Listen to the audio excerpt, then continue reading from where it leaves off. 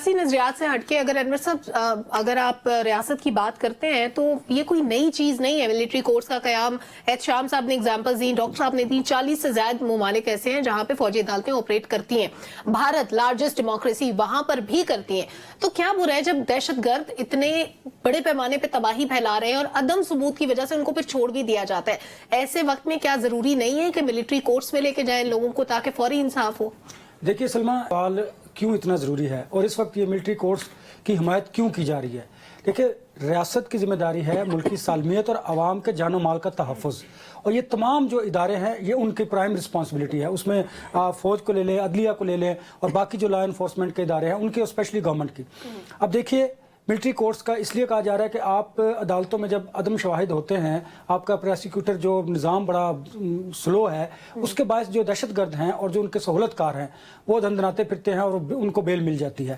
وہ پھر آگے سے زیادہ بڑھ کر جو پاکستان کے اندر دہشت گردی ہو رہی ہے اس میں اپنا کردار ادا کرتے ہیں. اس کو روکنا کیسے ہے؟ دیکھیے پاکستان میں انفارچونیٹلی, اس کو یا فارچونیٹلی کہہ لیں, کہ ایک ہی ڈسپلنڈ ادارہ ہے, وہ ہے فوج کا. آپ دیکھیں کم از کم وہ جو کام کرتے ہیں بڑے ڈسپلن کے ساتھ کرتے ہیں. فوجی عدالتوں میں اس طرح کے کیسز چلنا اس لیے بھی ضروری ہے سلمہ کہ آپ نے ان کو کیفے کردار تک پہنچانا ہے. جب آپ ان کو سزا اور جزا کا کانسیپٹ ہوگا اور ریاست اپنی رٹ جو ہے وہ قائم کرے گی تو اس کے لیے آپ کو اس طرح کے فیصلے کرنے پڑیں گے.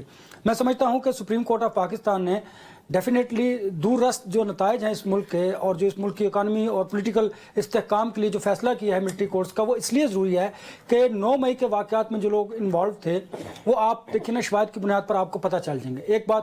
دوسری بات, پاکستان میں یہ بھی دہشت گردی ہے کہ آپ سیاسی نظام کو مفلوج کر دیں, آپ پاکستان کی اکانومی کو کمزور کرنے کے لیے کردار ادا کریں, جس طرح کا بھی ہو, یہ بھی ایک دہشت گردی میں آتا ہے.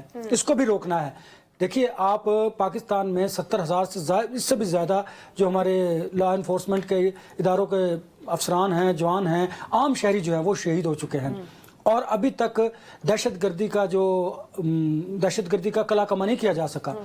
اس سال پھر دہشت گردی کے واقعات میں اضافہ ہو رہا ہے. آپ دیکھیں جب پاکستان کی اکانومی ٹیک آف کرنے لگتی ہے, پولیٹیکل ہارمنی ہونے لگتی ہے, تو پاکستان کو ڈی اسٹیبلائز کرنے کے لیے اندرونی اور بیرونی قوتیں کام کرتی ہیں. اندرونی وہ لوگ ہیں جو فیسیلیٹیٹرز ہیں, جو ان دہشت گردوں کے سہولت کار ہیں, وہ کسی وجہ سے بھی ہیں.